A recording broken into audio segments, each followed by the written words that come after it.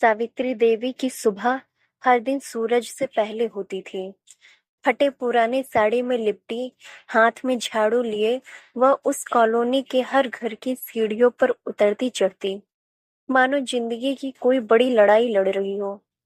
कोई उन्हें बाई कहता तो कोई काम वाली, लेकिन उनकी पहचान सिर्फ इन नामों तक सीमित नहीं थी। वह थी एक माँ। उसकी छोटी सी झोपड़ी में बैठा उसका बेटा अर्जुन, जो 7वीं कक्षा में पढ़ता था, हर दिन अपनी माँ के लौटने का इंतजार करता। वह जानता था कि माँ थकी होंगी, पर आते ही उसकी नजर अर्जुन की कॉपी पड़ जाती है। कितना लिखा बेटा आज? वह थकी मुस्कान के साथ पूछती। माँ, आज मास्टर जी ने मेरी लिखावट की तारीफ की। अर्जुन की आंखों में चमक थी। सावित्री को याद आता कि उसने कैसे कभी स्कूल का दरवाजा भी ठीक से नहीं देखा था। उसका सपना था अर्जुन को कलम से दुनिया बदलते देखना, लेकिन इस सपने की राह आसान नहीं थी। अर्जुन का स्कूल का रास्ता छोटा नहीं था, न दूरी के लिहाज से न हालात के। जिस गली से वह रोज स्कूल जाता, वहां अक्सर बच्चे उसकी चप्पल का मजाक उड़ाते। अरे देखो, झाड़ू वाली बाई का बेटा राजा बेटा बन रहा है। अबे तू क्या मास्टर बनेगा? ये ताने उसके कानों में तीर की तरह चुभते। मगर अर्जुन के भीतर एक आग थी। वो जानता था कि गरीबी उसके कपड़ों में हो सकती है, लेकिन दिमाग में नहीं। स्कूल में भी हालात आसान न थे।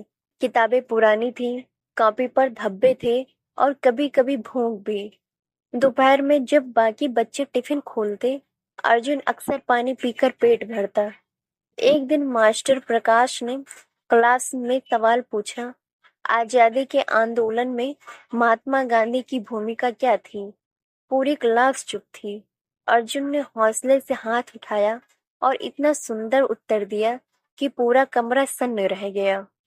मास्टर जी उसकी ओर देखकर बोले, अर्जुन, तुम्हारी सोच गहरी है। कभी सोचा है कि तुम आईएएस भी बन सकते हो? अर्जुन के दिल में पहली बार किसी ने इतना बड़ा सपना बोया था। रात को जब सावित्री झोपड़ी लौटी, अर्जुन ने कहा, माँ, क्या तुम चाहती हो कि मैं बड़ा आदमी बनूं? सावित्री मुस्कुराई। बेटा, मैं चाहती हूँ कि तू इतना बड़ा आदमी बने कि कोई तुझे बाई का बेटा कहने की हिम्मत ना करे, बस तेरा नाम ले। वो रात अर्जुन ने पढ़ते पढ़ते गुजारी। उस रात न भूख सताई न नींद, बस सपनों की किताब खुल गई थी। उस दिन सावित्री सुबह सुबह काम पर निकली तो चेहरे पर अजीब सी चिंता थी। अर्जुन को स्कूल भेजकर वह बड़े साहू साहब के घर गई थी। साहू साहब शहर के नामी बिल्डर थे और उनकी बीवी कविता मैडम तेज जबान वाली और घमंडी औरत थी। जैसे ही सावित्री ने झाड़ू उठाई, कविता मैडम चिल्लाई, तू फिर देर से आई? तुझे जितना देते हैं उतना ही औकात में रह। सावित्री चुप रही, पर जैसे ही उसने रसोई का डब्बा गलत जगह रख दिया, कविता मैडम भड़क उठी। तो जैसे लोग बस गंदगी फैलाने के लिए बने हैं। खुद को इंसान समझने लगी क्या? बाई हो बाई, नीचे रहो। इतना कहकर उसने झाड़ू सावित्री के हाथ से खींचकर फेंक दी और दरवाजा बंद कर दिया। सावित्री की आंखों में आंसू भर आए। वह इंसाफ मांग भी नहीं सकती थी। गरीब की आवाज कौन सुनता है? वह चुपचाप लौट आई, लेकिन इस बार उसकी चाल में भारीपन था। घर पहुंचकर उसने चुपचाप खाना बनाया, लेकिन खाया नहीं। अर्जुन स्कूल से आया तो माँ की आंखें लाल देखकर ठिठक गया। क्या हुआ माँ? उसने धीरे से पूछा। सावित्री ने कुछ नहीं कहा, मगर जब अर्जुन ने जोर दिया तो बस एक वाक्य निकला, बेटा, एक दिन तू इतना बड़ा आदमी बन कि ऐसे लोग तुझे सलाम करें, तेरी माँ को नहीं गिराएं। अर्जुन को मानो बिजली छू गई। उसकी आंखों में माँ का अपमान जलती आग बन चुका था। उस रात उसने किताब उठाई और अपने कमरे की दीवार पर एक पंक्ति लिख दी, मेरी माँ का सर कभी झुकने नहीं दूंगा। अब उसका पढ़ना जुनून बन चुका था। नींद छूटी, दोस्त छूटे, मगर किताबें दोस्त बन गईं। स्कूल की हर परीक्षा में अर्जुन टॉप करता गया। गांव भर में उसकी चर्चा होने लगी। लोग जो कभी कहते थे बाई का बेटा है, अब कहते हैं वो अर्जुन जो अफसर बनेगा। अर्जुन अब केवल एक छात्र नहीं था, वह एक लक्ष्य बन चुका था। स्कूल के हर शिक्षक उसकी मेहनत और व्यवहार से प्रभावित थे। तभी जिला स्तर पर एक राज्य स्तरीय निबंध प्रतियोगिता की घोषणा हुई। विषय था मेरी माँ मेरी प्रेरणा। मास्टर प्रकाश ने अर्जुन से कहा, तू लिखेगा अर्जुन, और मैं जानता हूँ तेरा दिल बोलेगा कागज पर। अर्जुन के लिए यह सिर्फ प्रतियोगिता नहीं थी, ये उसकी माँ के लिए लिखी जाने वाली पहले श्रद्धांजलि थी, जिंदा माँ के संघर्षों की। उस रात मिट्टी की दीवारों के सहारे मोमबत्ती की रोशनी में अर्जुन ने लिखा, मेरी माँ हर रोज अपने हाथों से दूसरों का आंगन चमकाती हैं, लेकिन खुद की जिंदगी में अंधेरा झेलती हैं, पर उनके चेहरे पर कभी शिकायत नहीं होती। वो मेरी पहली किताब है, पहला पाठ है कि हारने से नहीं, रुक जाने से हार होती है। उसने अपनी कॉपी मास्टर प्रकाश को दिखाई।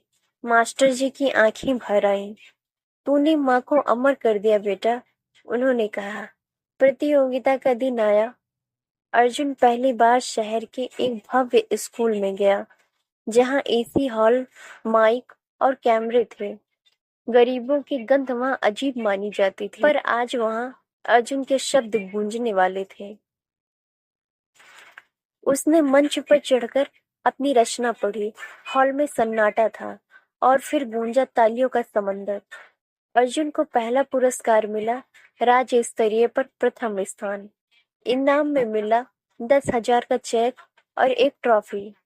जब वो ट्रॉफी लेकर घर लौटा तो माँ चौंक गई। ये क्या है अर्जुन? माँ, ये तुम्हारे लिए है। ये तुम्हारे हर झाड़ू के पीछे की मेहनत का पहला फूल है। सावित्री की आंखों से आंसू रुक ही नहीं रहे थे। अर्जुन ने 10,000 में से 5,000 माँ के हाथ में रखे और कहा, अब तुम रोज सबके घर काम करने नहीं जाओगे। अब हम अपनी चाय की दुकान खोलेंगे, जहाँ मैं पढ़ाई के बाद मदद करूंगा। माँ ने अर्जुन को गले लगा लिया। मेरे बेटे ने सच में कलम पकड़ ली है और अब दुनिया बदलने जा रहा है। वक्त बीतता गया। अर्जुन की दुनिया अब किताबों, संघर्षों और माँ की दुआओं में बसी थी। चाय की दुकान से पढ़ाई तक का सफर गांव की गलियों से दिल्ली की लाइब्रेरी तक पहुंच गया था। सालों तक दिन रात मेहनत के बाद आखिर वो दिन आया, यूपीएससी का परिणाम। अर्जुन अकेला था जब उसने परिणाम देखा। रैंक 38, अर्जुन सावित्री नंदन। उसका दिल रो पड़ा। उसकी आंखों के सामने माँ का चेहरा घूम रहा था, मिट्टी से सना मगर आत्मविश्वास से चमकता हुआ। वो दौड़ते हुए झोपड़ी की ओर गया, लेकिन अब झोपड़ी नहीं थी। माँ ने उसकी सफलता की उम्मीद में छोटा सा पक्का घर बनवा लिया था। सावित्री चूल्हे पर रोटी सेक रही थी। अर्जुन ने दरवाजे पर खड़े होकर कहा, आईएएस अर्जुन माँ के चरणों में प्रणाम करता है। सावित्री ने पलटकर उसकी आंखों में देखा और वही पुराना वाक्य दोहराया, बेटा, अब कोई मुझे बाई नहीं कहेगा, अब तुम मेरी पहचान बन गया है। कुछ महीनों बाद जब अर्जुन की पोस्टिंग हुई तो पहला दौरा उसने अपने गांव में ही रखा। एक भव्य समारोह में गांव के स्कूल ने उसे मंच पर बुलाया। कविता मैडम, वही जिन्होंने कभी उसकी माँ को अपमानित किया था, आज दर्शकों की भीड़ में खड़ी थी, सिर झुकाए। अर्जुन ने मंच से भाषण दिया, आज मैं जो कुछ भी हूँ वो मेरी माँ की वजह से हूँ। वह माँ जो दूसरों के घरों की धूल साफ करती थी, लेकिन मेरी राहें रोशन करती रही। वो रुका, फिर कहा, आज मैं घोषणा करता हूँ, इस गांव के नए सरकारी विद्यालय का नाम होगा सावित्री देवी विद्या निकेतन। पूरा मैदान तालियों से गूंज उठा। सावित्री स्टेज के किनारे बैठी थी, सिर पर वही पुरानी साड़ी, लेकिन चेहरे पर आत्मगौरव की सबसे सुंदर चमक। झाड़ू से लेकर कलम तक का सफर सिर्फ अर्जुन की कहानी नहीं थी, यह हर उस माँ की कहानी थी जो अपने सपनों को बच्चों के जरिए जीती है।